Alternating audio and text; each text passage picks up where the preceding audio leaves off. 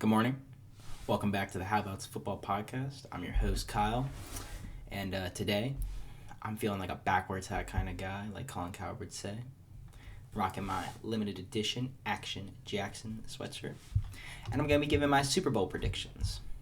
Here it is. We made it. Week number 21. I believe it would be 17, 18, 19, or week 20. No, week 21. Yeah. Week 20. Game number 525 out of 525. Not a single game canceled this year during COVID. Big props to the NFL, like Roger Goodell especially. I don't know if he had any say in it. I highly doubt he did. I'm just joking. He definitely did. But to not have a single game canceled, and the furthest pushback was the Ravens-Steelers game, which only was a week. Or, I think, no. There was a few games that were pushed back for the week.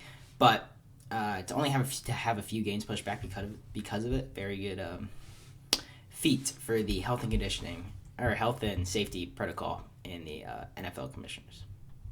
Now, Super Bowl time is always a sour and sweet time for me. On one hand, you get to watch like the biggest game of the year with considerably the two best teams in the NFL fighting for the most prestigious championship of all sports, the Lombardi Trophy. On the other hand, after around 11 o'clock Eastern Standard Time, actually a 6:30 kickoff, so maybe like 10 o'clock Eastern Standard Time, there won't be any more football until late August or early September, which kind of sucks, but, off-season. I enjoy the off-season. I don't know too many people do. Draft, free agency, it's always fun to look forward to. Honestly, it's probably going to be why I do most of my deep dives in this podcast. For most fans, this is just a time to relax and watch two great teams play.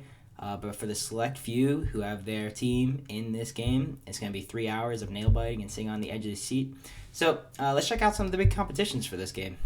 The first is obviously it's going to be the NFC champion Tampa Bay Buccaneers with the AFC championship Kansas City Chiefs. The man who has solidified himself as the greatest to ever do it versus the one trying to knock him off his throne. The up-and-comer. Obviously, you know who I'm talking about, Tom Brady, Patrick Mahomes. And, of course, I think the best matchup for this weekend is going to be Andy Reid versus all those cheeseburgers if they do end up repeating as champions. I don't know why he talks about them so much in his pressers, but he does. All right, now let's look at some actual stuff for the game. Kickoff time, 6:30 Eastern Standard Time. The game is being played in Tampa Bay. This is going to be the first time ever that there's considerably a home team for a Super Bowl, to host a Super Bowl with the Buccaneers. Now, fans-wise, I believe there are either 15,000 or 25,000 purchased tickets by, like, normal fans. But the NFL did surprise 7,500 vaccinated healthcare workers with free tickets to the Super Bowl, which I thought was a really cool gesture by the most hated commissioner in all of sports. Now, weather, big concern a few days ago. There were a lot of worries that it was supposed to just be thunderstorming all day and all night on Sunday. At one point on Thursday, I read a report there was a 80% chance of thunderstorms at 6:30 at kickoff. I looked into it, most recent update on weather, which was around 1 o'clock on Saturday. Looks like Mother Nature will hold off during the Super Bowl. It's supposed to rain all Sunday morning, but will stop around 1 p.m. I think they'll end up putting a tarp over the field just to make sure. It'll give them 5 hours to just let it dry out. Now, temperatures are supposed to be a nice 70 degrees down there in Tampa Bay. And now, I think it's just always cool to look forward to when teams have their full potential without, like, uncontrollable limitations like the weather holding them back. So, a really good sign for a football game, a really good football game. Into the injury reports. Let's start with Tampa Bay Buccaneers. Buccaneers have two players listed as questionable. The first is going to be tight end Cameron Brate with a back injury. He went down, I believe, in practice because he was fine last week. I'll have to look into. Maybe he wasn't. I mean, I just saw the report on his back injury. I didn't see it last week, but he didn't practice all this week, so I don't think he'll be able to go on Sunday. Plus, a back injury isn't something you really want to mess with. I mean, it is the Super Bowl, so if someone's going to push it 1 week, this is going to be the week. The other one is wide receiver Antonio Brown, who has still been dealing with that nagging knee injury since the divisional round of the playoffs. He was full participation during Friday's practice, so I expect him to be ready to go. Now on to the reigning Super Bowl champion, Kansas City Chiefs. They already listed two players as out. They actually put them on IR about 1:30 today. This is being recorded at 2:50 on Saturday, so... and those two players were tackle Eric Fisher and linebacker Willie Gay. Now, Willie Gay hasn't played a single game all postseason, dealing with an ankle injury. But the Eric Fisher Achilles injury is really going to hinder that offensive line, who's been dealing with tough injuries at their tackle position all season. Mitchell Schwartz going down with season-ending injury. Remmers was a possible injury, I believe, last week. And the Chiefs also have one player listed as questionable, and that's wide receiver Sammy Watkins. He said on Twitter in a press conference that he's ready to go. He's 100% from his calf injury and is ready to rock. I expect a big game. He's played 6 postseason games in his career. 5 of them, he's had, I think, like 89 yards or more, and in 4 of them, he scored a touchdown. I mean, he might put on a show. Now, the Chiefs actually had a huge scare with COVID earlier in the week. The team had hired a barber to give a lot of the players, including Patrick Mahomes, haircuts before the big game. You know, after the game, you get these news interviews. You want to look good. Well, Demarcus Robinson was the first to get cut, followed by Daniel Kilgore, offensive lineman. Well, in the middle of Kilgore's haircut, a staff member came in and pulled the barber out because his COVID test came back positive. Kilgore and Robinson would test negative for 3 straight days and are all good to go. All the other players that were listed, I think there were 14 other players that could have gotten a haircut, didn't get a haircut yet. So, scary situation that was avoided last second. Just luckily, Kansas City makes it out. Now, one thing I want to check out before my keys to the game is going to be, I want to look back on the matchup between these two teams earlier in the season. The two did play in Week 12, and luckily enough, we actually got one of the best games produced by a wide receiver ever. Tyreek Hill had himself a day. He'd finished the day in Week 12 with 269 reception yards, 269 receptions, damn. 269 reception yards on 13 receptions and 3 touchdowns. That's 20.7 yards per reception. He would also set the record for most receiving yards in the first quarter of an NFL game. I believe it was actually any quarter of an NFL game, but specifically the first quarter, he had it. It was 198 or 178. Either way, enormous amount. He would set that. Now, although the final score was 27-24, so it seemed like a close game, the Chiefs dominated the entire game and really had it locked up after setting a big lead in the first quarter. Why did I say it like that? Lead. Now, 2 things I want to point out will be A, is the time of possession from this first game, and B, going to be the score from the first quarter, as I mentioned earlier. Chiefs held the ball for over 37 minutes, nearing 38 minutes. Tampa Bay Buccaneers had just a little over 22 minutes to work out an offensive game plan, and that's just not enough time for Bruce Arians' game plan to develop. Very slow, meticulous drives as these Buccaneers, and 22 minutes isn't going to do it. The second one, they usually end up with about 35 minutes of offensive time. They usually lead the time possession between games, and you saw what happens when they don't. They got blown out. The final score didn't really say it. But the second thing was the 17-0 lead the Chiefs built in the first quarter. I mean, they just dominated the entire first quarter, and it didn't even look like a competitive football game. Maybe around the end of the fourth quarter, the Bucs would put up 14 back-to-back touchdowns really quickly, and it got close, but there was just no true sign of any life in the Buccaneers team.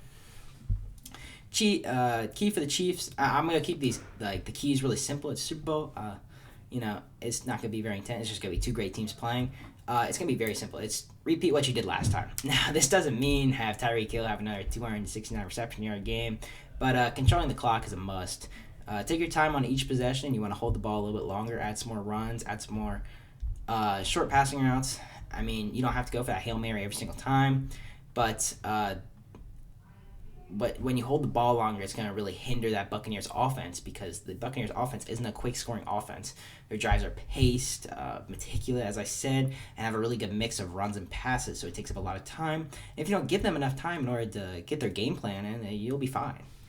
Now, if you do want to repeat the same thing Tyreek Hill did in Week 12, you're going to want to target Sean Murphy-Bunting. Now, Bunting has had an interception in all 3 playoff games so far that he's played in, a feat that only Ed Reed had, first ever 3 playoff games, have an interception each one. But the problem is Bunting's been playing amazing recently, but in Week 12, he covered Tyreek Hill for 12 of his 13 receptions, and the only one that he didn't was a 12-yard in-route. And I think Antonio Winfield was on him then. Now Bunting, great man coverage, even a quality zone coverage player, ability, but his man coverage is really good against larger targets with more possession catches, like somebody like Mike Evans, like a big target, or Allen Robinson. But he doesn't have the speed in order to stick with Tyreek Hill, and actually, nobody does, and that's what doesn't really matter, because whoever you put out there isn't going to be able to stay with Tyreek Hill. Now, Antonio Winfield Jr. is back from an injury. He was out last week, so maybe he'll be able to play on Tyreek Hill a little bit more, but I still don't think it's going to matter. Neither of them are going to sufficiently stop him or even hinder him. He can run right by him. He has that 4th, 5th, and 6th gear that nobody else has. For the Buccaneers, it's going to be do everything you didn't do last time you guys played. Exact opposite of the Chiefs. The first is going to be keeping a competitive game. You don't want to go down big quick. This is going to be kind of difficult with Tom Brady-led offense in the Super Bowl, because in the 9 Super Bowls that Tom Brady has played in so far, his team has only ever scored once in the first quarter, and that was a field goal versus Philadelphia back in 2005 when Andy Reid was the head coach of the Eagles. Now, I will say this, and I'm going to guarantee it, that you will not, and I mean ever, will not be able to make a comeback for the Chiefs if you go down 17-0 or 21-0. This isn't a 28-3 Atlanta Falcons 2017 scenario, because if you go down 28-3 to the Chiefs, I'm going to expect you to lose 44-10, even more maybe, 54-10. They will not stop putting up points on the board. They're just going to keep putting up another touchdown, maybe field goal here, 3 more touchdowns. They will not stop putting up points on the board.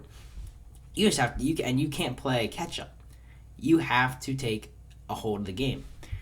I got, for a fun little thing for the Super Bowl, I got a few stat line predictions. I got 3. The first is going to be the most likely to happen, personally I believe. And the last one is going to be the craziest outlier of a stat line prediction. The first is going to be, I think both teams will end up eclipsing 30 points. I think it's going to be a really high-scoring game. The last matchup was a pretty high-scoring game. It wasn't crazy or anything with 24-27. But I think this game is where it kind of goes out and really shows out of a high-powered offenses. My second prediction, Scotty Miller gets another touchdown. Called it last week, that Hail Mary to end the second quarter and go into halftime. I'm calling my shot again. Scotty Miller catches another one. 9-yard out route. Tom Brady hits him left side in the Chiefs end zone. He's going to hit him left side right at the pylon on the goal line. That's a Scotty Miller touchdown. Imagine if that happens. He did it again. He had one last game, so why not?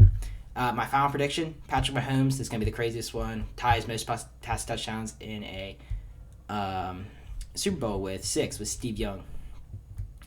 So final score predictions, I'm going to go with 41-38 with the Kansas City Chiefs repeating.